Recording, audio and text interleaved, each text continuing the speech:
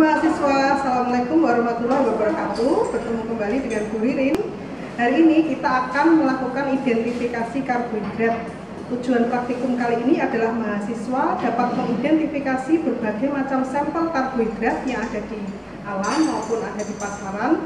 Apakah mengandung monosakarida, disakarida, atau polisakarida.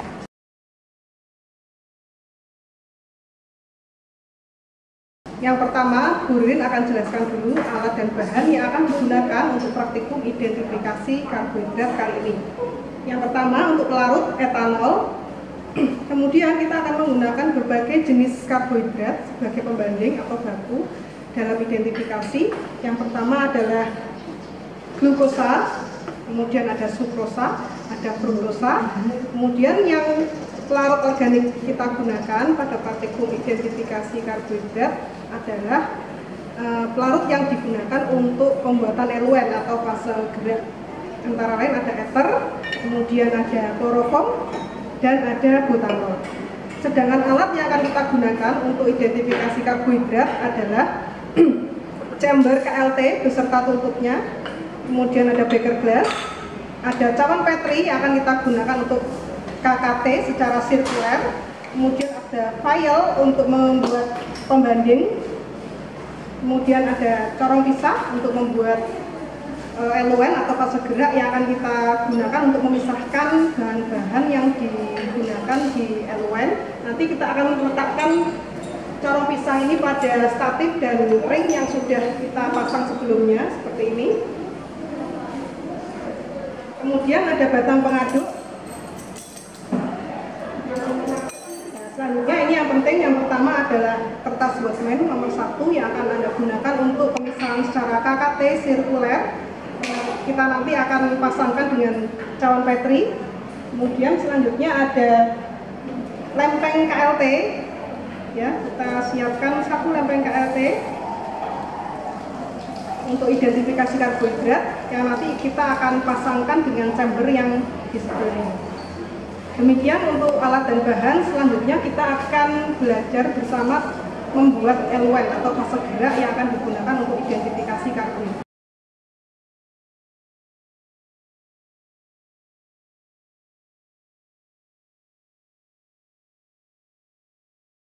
Untuk identifikasi karbohidrat adalah pembuatan fase gerak atau eluen. Eluen yang akan kita buat hari ini ada 2 macam. Yang pertama adalah eluen untuk kromatografi kertas atau KKT, dan yang kedua adalah eluen untuk kromatografi lapis tipis atau KLT.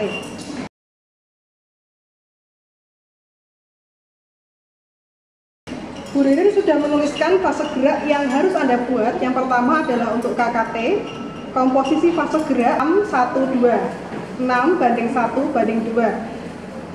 Saat dijumlah 6:1:2 ini adalah 9. Ini akan kita gunakan untuk menghitung berapa mili fase gerak yang dibutuhkan. Yang pertama butanol, kita hitung dengan cara 6 dibagi 9 dikali 10 mili. 10 mili ini adalah jumlah atau volume fase gerak yang kita inginkan. Mahasiswa bisa membuat sesuai dengan keinginannya. 10 mili boleh, 15 mili boleh, 20 mili boleh. Yang Bu Ririn contohkan hari ini adalah 10 mili. Kenapa 10 mili? Karena untuk KKT yang akan kita praktikumkan hari ini adalah KKT sirkuler menggunakan chamber atau bejana kromatografi berupa cawan Petri, sehingga tidak perlu menggunakan fase gerak yang cukup banyak volumenya. Sehingga jika dihitung 6 bagi 9 kali 10 mili, kita butuhkan N-butanol sebanyak 6,7 mili. Kemudian asam asetat 1 dibagi 9 dikali 10 mili, kita butuhkan 1,1 mili. Dan yang ketiga adalah air 2/9 kali 10 mili, kita butuhkan 2,2 mili. Selanjutnya kita akan mencoba membuat dulu fase gerak untuk KKT dengan mengambil N-butanol 6,7 mili, asam asetat 1,1 mili, air 2,2 mili, dan kita akan homogenkan lalu dimasukkan ke dalam corong pisah. Untuk membuat fase gerak yang pertama, kita siapkan dulu pelarut yang akan kita gunakan. Yang pertama adalah N-butanol, yang kedua asam asetat, yang ketiga adalah kondes atau air. Dan kita juga siapkan beker glass untuk menghomogenkan campuran dari pelarut untuk membuat fase gerak. Yang pertama kita ambil dulu N-butanol sesuai hitungan yang tadi ya, 6,7 mili.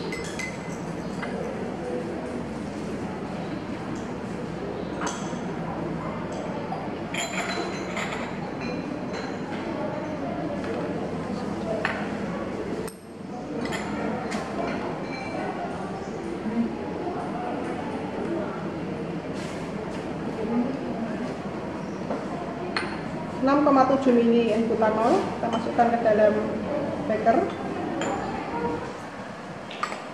Jangan lupa mahasiswa harus menutup pelarut yang sudah menguap ya. Kemudian kita akan ambil pelarut yang kedua yaitu asam asetat sebanyak 1,1 mili.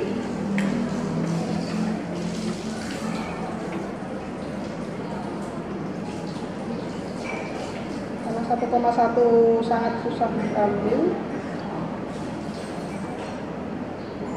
Pelan-pelan kita masukkan ke dalam beker yang sama seperti tadi N-butanol kita masukkan. Yang terakhir adalah air atau aquades sebanyak 2,2 mili.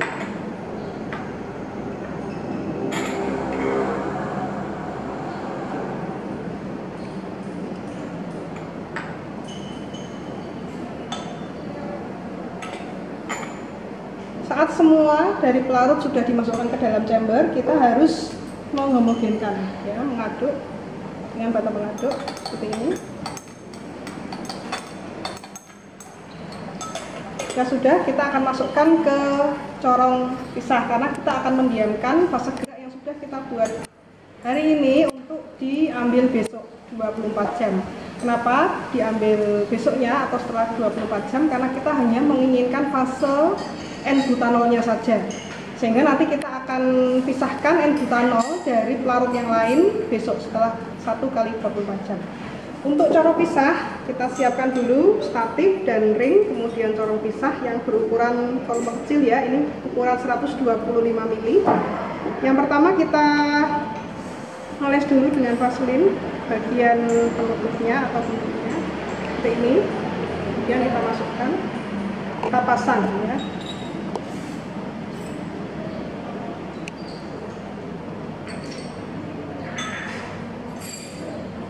Nah, ketika sudah terpasang, kita akan masukkan eluen yang sudah kita buat tadi.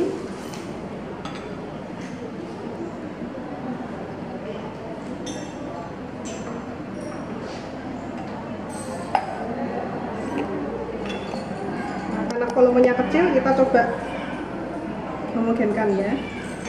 Nah, cocok dulu sebentar. Sebetulnya tadi dengan bata pengaduk sudah cukup homogen, tapi kita perlu tambahkan lagi kocok sedikit ya. Nah, ini kita diamkan 24 jam sehingga besok akan terpisah fase N-butanol dan airnya, lalu kita akan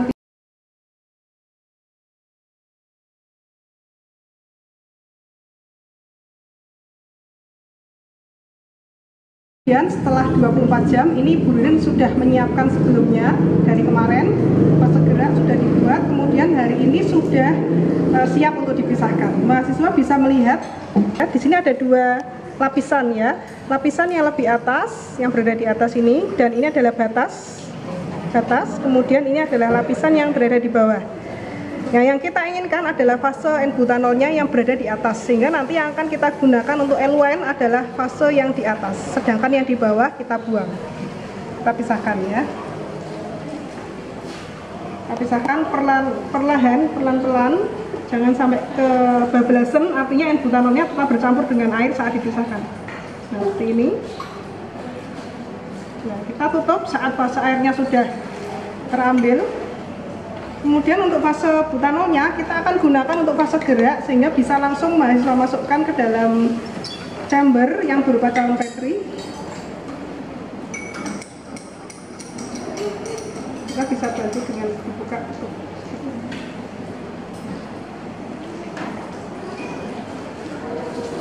Setelah seperti ini, maka calon Petri kita tutup, atau chamber dari KKT ini kita tutup.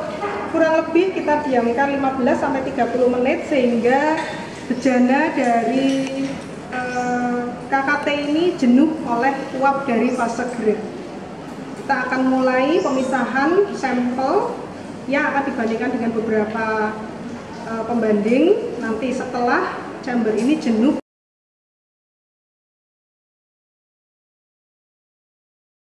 Cara kerja yang kedua adalah pembuatan fase gerak KLT ya.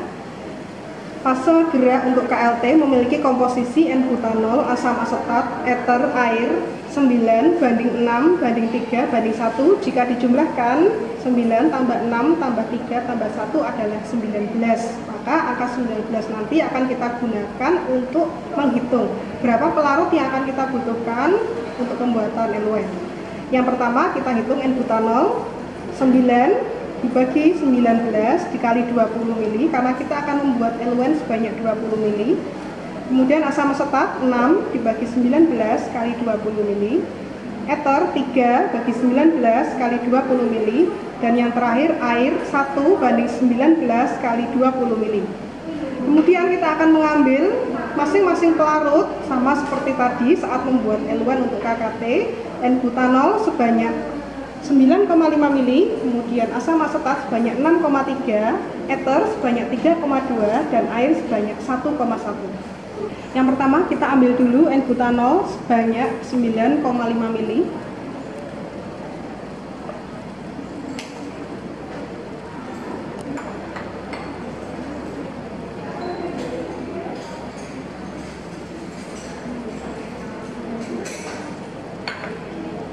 Kita masukkan ke dalam beker yang kosong dan bersih. Jangan lupa ditutup kembali. Kemudian yang kedua adalah asam asetat sebanyak 6,3 mili.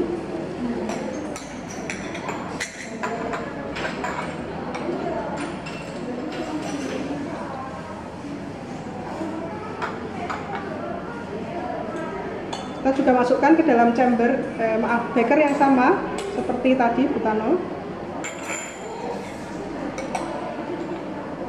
Yang ketiga adalah eter 3,2 mili.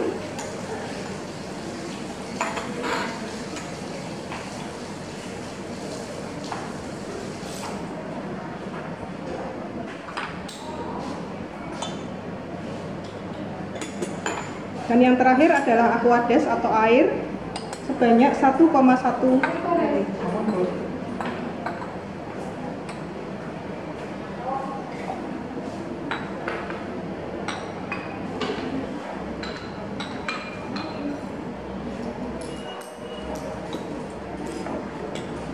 Sama seperti tadi, setelah semua pelarut masuk ke dalam chamber, kita akan homogenkan dengan cara diaduk.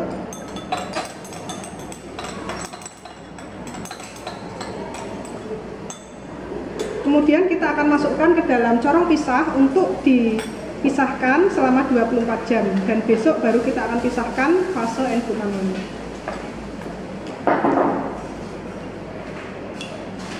Corong pisah yang sudah dipasang dengan ring dan statif.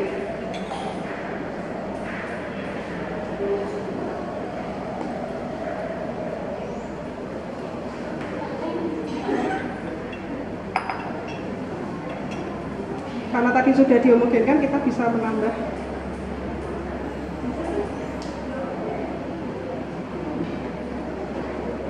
Bocor sebentar saja, kemudian kita diamkan 24 jam. Besok baru kita akan pisahkan atau kita lihat fase N-butanolnya untuk digunakan sebagai fase gerak atau eluen. Setelah 24 jam kita akan melihat eluen untuk KLT yang akan kita gunakan. Mahasiswa bisa melihat apakah ada pemisah atau dua fase pada fase gerak yang kita pakai. Ternyata di dalam corong pisah tidak ditemukan batas atau tidak ditemukan dua fase. Fase gerak ini bercampur. Jadi campuran antara yang kemarin N-butanol, asam asetat, eter dan air. Ya, kita lihat airnya komposisinya sangat sedikit 1,1 sehingga ini yang memungkinkan fase gerak ini tidak memisah ya, atau tidak memiliki dua fase. Sehingga kita akan lanjut saja dengan menggunakan seluruh dari campuran pelarut ini untuk digunakan sebagai eluen dalam identifikasi dengan KLT. Kita akan ambil dari corong pisah.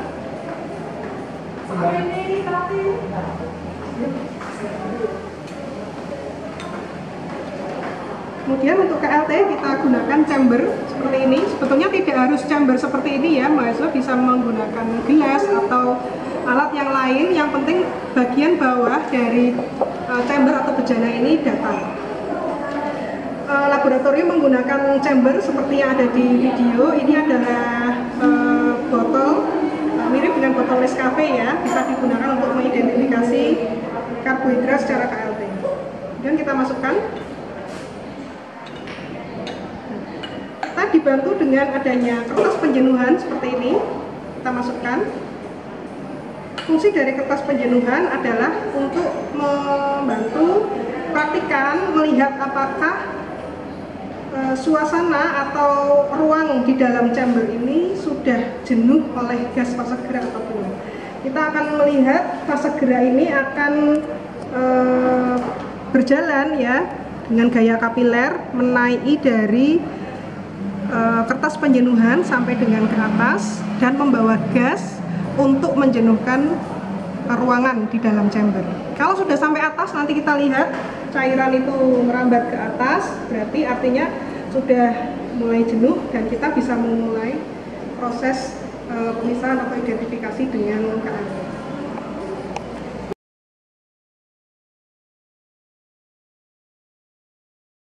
Langkah selanjutnya dari identifikasi karbohidrat kita adalah menotolkan sampel maupun baku pembanding ke dalam fase diam.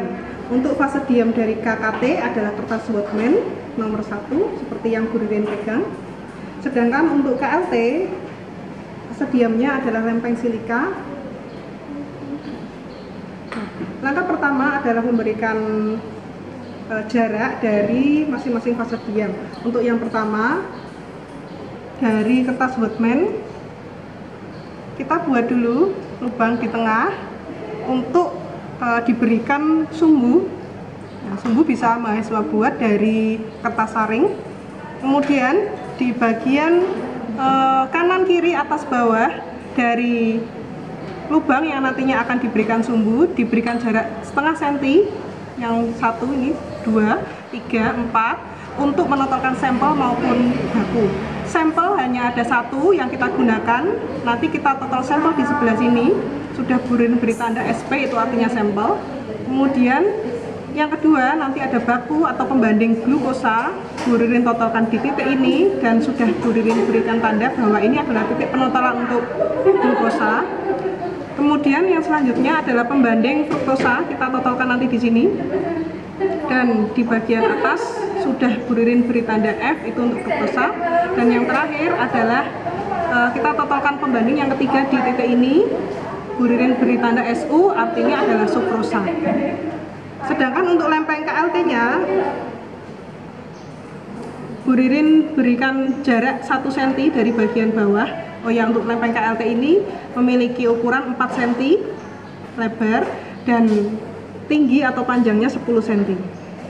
Kita beri jarak 1 cm dari bawah, kemudian ada 4 yang kita totalkan nanti, ada 3 pembanding atau baku dan 1 sampel, sehingga kita perlu 4 titik penotolan.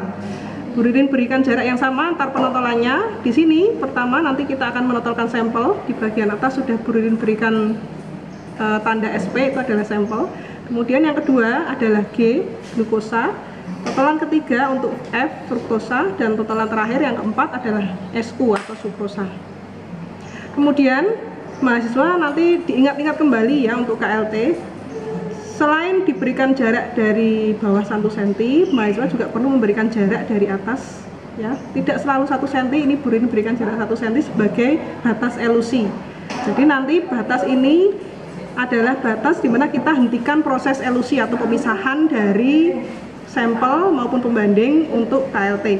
Sedangkan yang tadi untuk KKT, batas elusinya Bu Ririn berikan jarak dari bagian ujung setengah senti. Jadi ini adalah batas elusi, titik ini batas elusi dan batas elusi.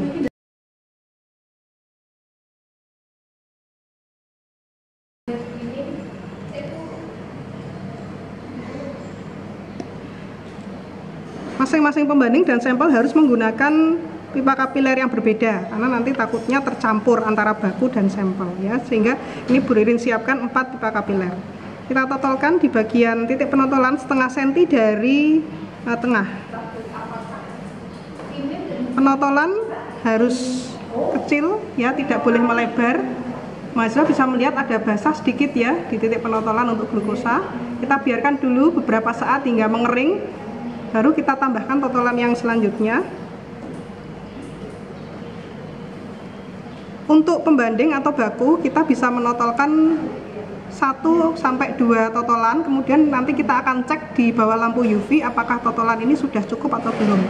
Cukup tidaknya totolan kita bisa melihat dari warna noda yang dihasilkan nanti dari penotolan ini. Kalau terlihat ungu ya, ungu tidak cerah, ungu agak gelap, berarti penotolannya sudah cukup. Kita totolkan 2 totolan dulu untuk pembanding glukosa, kemudian kita beralih ke pembanding yang lain dengan menggunakan pipa kapiler yang berbeda. Yang sudah selesai, Bu Ririn akan cuci kembali.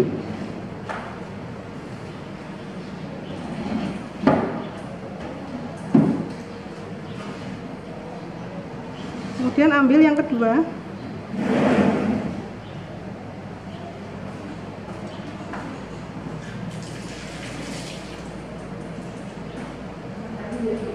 Kita akan totolkan baku fruktosa.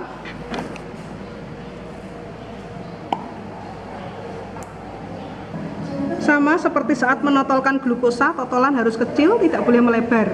Ya, mahasiswa bisa menotolkan dengan cara menutup bagian atas pipa kapiler, kemudian diletakkan di bagian titik penotolan, dibuka sebentar, tutup lagi, angkat.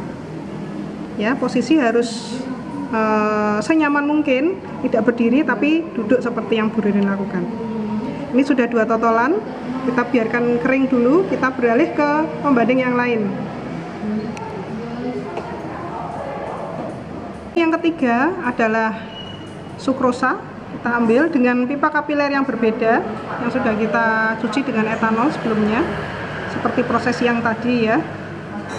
Kita ambil,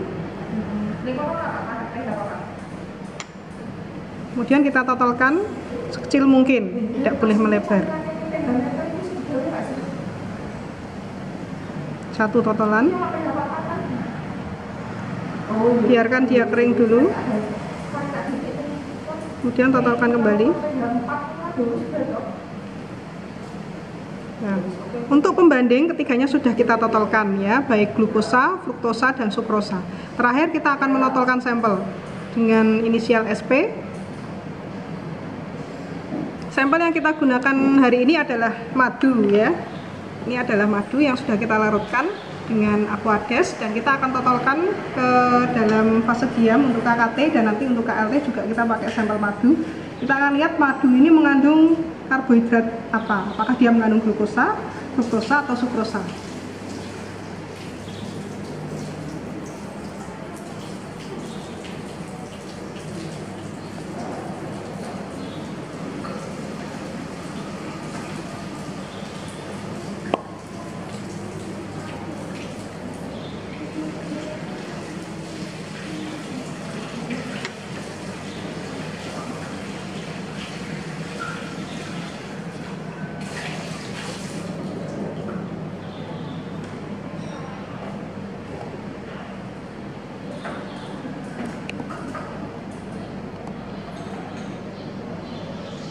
Saat sampel sudah selesai ditotol, artinya kita sudah selesai untuk preparasi KKT.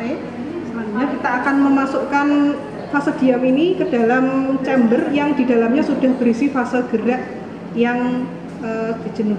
Ya. Kita pasang sumbunya seperti ini. Ya. Nah, nanti harapannya fase gerak yang berada di dalam chamber calon Petri ini dia akan naik melalui sumbu ke atas, kemudian memisahkan sampel maupun pembanding ke arah samping. Nah, ke arah samping ini kita sebut dengan sistem sirkuler ya, karena tidak naik, tidak turun, tapi ke samping. Jadi dia akan terjadi pemisahan ke samping. Kita masukkan.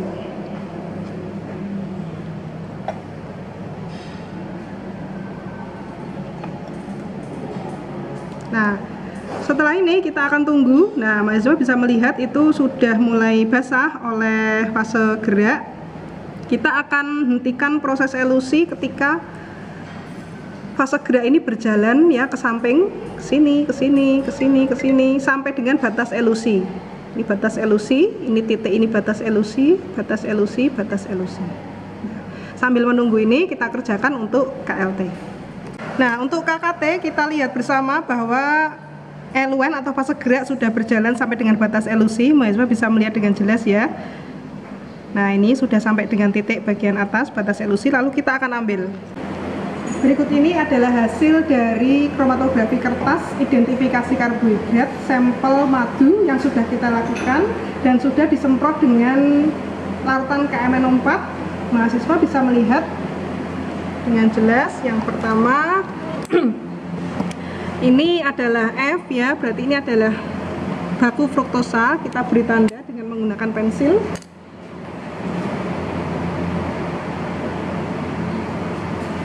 Noda yang terbentuk berwarna coklat, kita beri tanda dengan pensil seperti ini. Kemudian untuk G kemarin adalah glukosa, kita beri tanda. Kemudian untuk S apa ini kemarin? Fruktosa.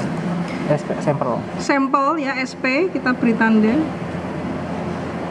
Dan yang terakhir sukrosa, kita beri tanda. Nah, yang terakhir kita akan hitung jarak noda, dan nanti kita akan hitung RF-nya dengan cara jarak noda. Jadi jarak noda adalah jarak yang dihitung dari titik penotolan sampel setengah senti, kemarin penotolnya di sini, misalnya untuk glukosa ya. Kemudian kita akan hitung jaraknya, jarak noda dari titik penotolan ke noda ini berapa senti. Kita akan bagi dengan jarak elusi. Jarak elusi adalah jarak dimulai dari titik penotolan sampai dengan batas elusi di atas setengah senti dari luar. Nah, cara menentukan jarak noda, kalau nodanya seperti ini kita bisa buat dulu titik berat ya. Jadi misalnya nanti bisa pakai penggaris ya, seperti ini. Kita bisa beri tanda kotak, kemudian kita silang, nanti bisa lebih rapi dengan penggaris. Nah, titik yang di tengah ini kita akan tarik dengan titik dari titik penotolan, kita hitung ini berapa senti.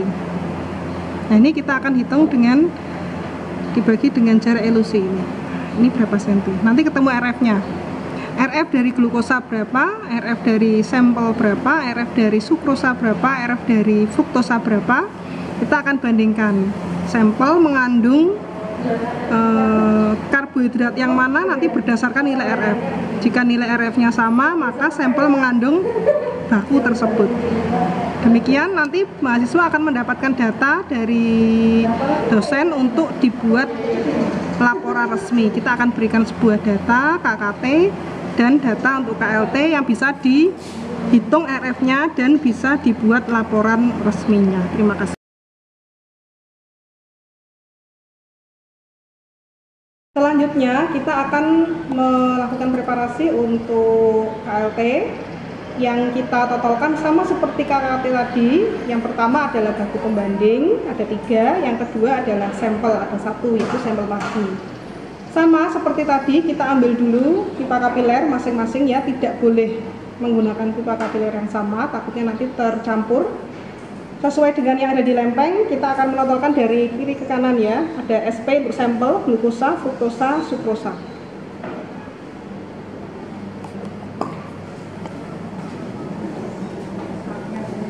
Yang pertama kita totolkan dulu sampel. Mahasiswa melihat cara penotolannya. Buka sedikit, tutup, angkat. Ya, nah, totolan harus kecil ini. Tidak boleh melebar hingga diameter noda hasil penotolannya terlalu lebar, tidak boleh. Kita keringkan ya sampai dia tidak transparan seperti ini. Mahasiswa boleh mengangin-anginkan seperti yang Bu Ririn lakukan ini, atau boleh dengan bantuan hair dryer untuk mengeringkan. Ketika dirasa sudah kering, bisa ditotolkan kembali totolan yang kedua untuk sampel. Letakkan, angkat. Nah, ini 2 totolan sampel. Kita akan coba 2 totolan dulu, baik sampel maupun baku ya. Kita akan beralih ke penotolan baku pembanding. Yang selanjutnya kita akan totolkan glukosa.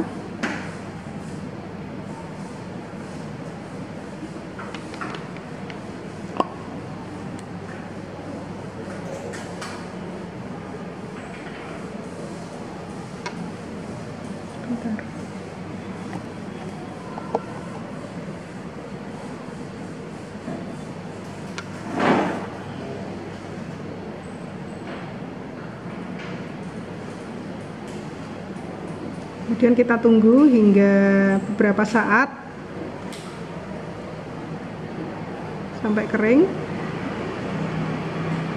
Nah, ini perbedaannya, yang sebelah kiri SP ini sudah kering, tapi yang glukosa ini masih basah. Kita tunggu sebentar untuk memberikan penotolan yang kedua pada titik yang sama di glukosa.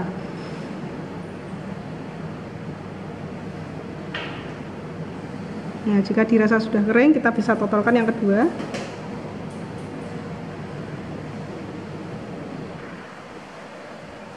Lalu kita beralih ke pembanding yang lain.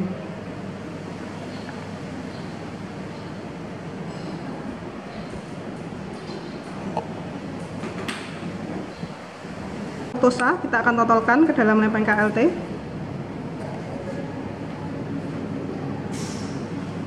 Tunggu sampai dia kering beberapa saat.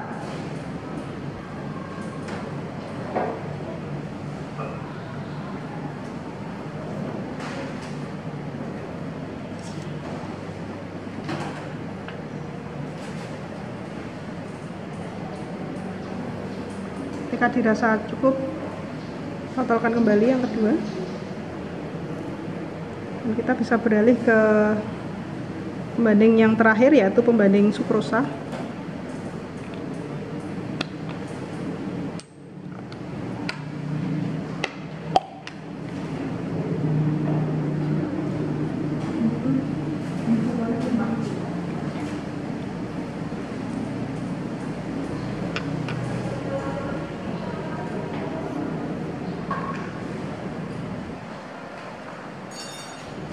Kita tunggu hingga cukup kering. Nah, sudah kering ya, seperti ini. Kita totolkan kembali.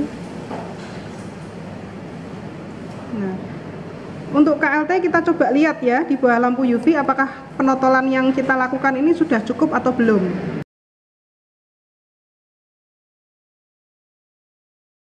Bisa melihat lampu UV yang kita gunakan di laboratorium terdiri dari dua lampu ya. Di sini ada lampu 254.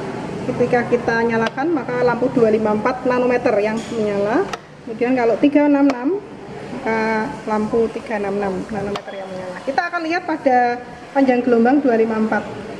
Kenapa kita gunakan lampu 254? Nanti kita akan bahas di diskusi ya. Ini berhubungan dengan komposisi dari fase diam silika yang kita gunakan. Nah, mahasiswa bisa melihat ya, yang ada di titik penotolan itu masih berwarna ungu yang tipis ya, artinya penotolannya kurang. Kita akan tambahkan penotolan dari masing-masing. Ini kan tadi baru 2 totolan, kita akan tambahkan kurang lebih 3 totolan lagi, sehingga masing-masing nanti 5 totolan, dan kita akan lihat lagi di lampu UV sampai dengan warna ungunya ini lebih jelas. Bahkan totolan dari masing-masing pembanding maupun sampel kita akan melihat lagi di bawah lampu UV. Sudah terlihat bahwa totolan masing-masing jelas ya, berwarna ungu atau terjadi peredaman fluoresensi. Maka kita sudah selesai proses penotolan, kita masuk ke proses elusi. Lempeng kita akan masukkan ke dalam chamber.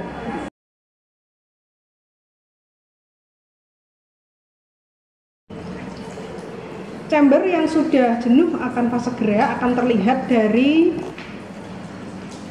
kertas penjenuh yang sudah basah hingga dengan atas ya, artinya gas atau uap dari fase gerak sudah terbawa hingga seluruh permukaan dalam dari chamber.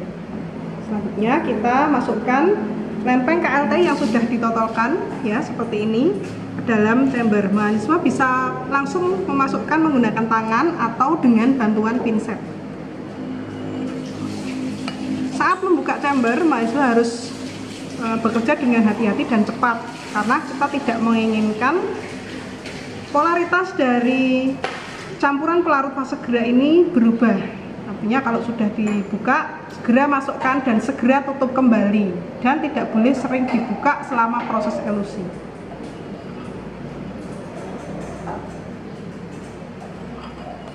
Nah, mahasiswa bisa melihat di video bahwa lempeng KLT sudah masuk ke dalam chamber. Nah, mulai berjalan fase gerak dari bawah. Nanti dia akan memisahkan sampel ya dan nanti akan berjalan sampai dengan batas elusi yang tadinya sudah kita garis 1 cm dari atas. Kita tunggu sampai dia selesai pada proses elusi. Dan selama proses elusi seperti ini, mahasiswa dilarang memindahkan chamber ya ke tempat yang lain, karena nanti akan mempengaruhi proses elusi dari sampel dan hawa pembanding itu sendiri.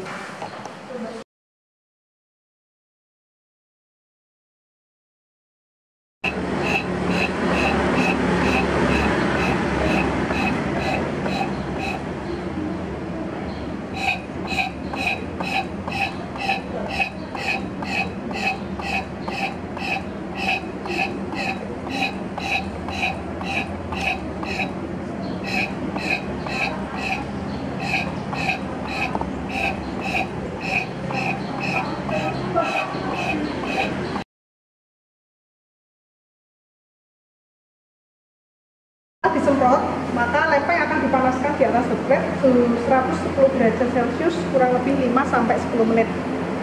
Kita akan melihat noda yang terbentuk setelah diletakkan di hot plate dipanaskan. Mahasiswa bisa memanaskan di hot plate atau memanaskan di dalam oven.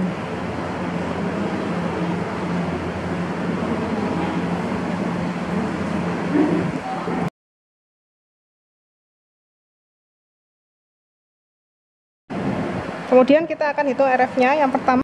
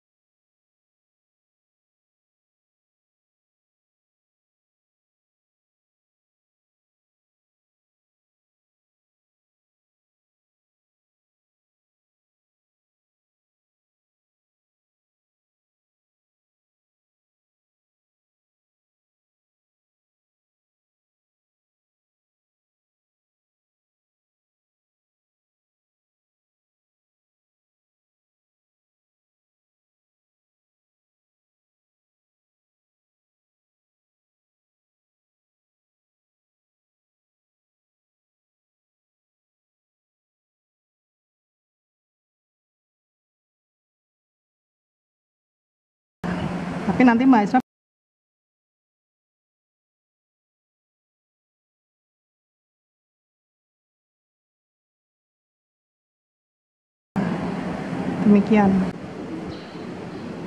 demikian tadi serangkaian acara identifikasi untuk karbohidrat baik secara KKT maupun secara KLT. Mahasiswa bisa mencoba nanti di lain kesempatan tidak hanya dengan sampel madu, tapi juga bisa dengan sampel yang lain seperti makanan dan minuman yang lain.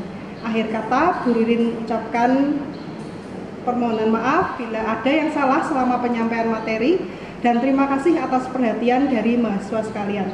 Semoga mahasiswa Stifar sehat selalu. Wassalamualaikum warahmatullahi wabarakatuh.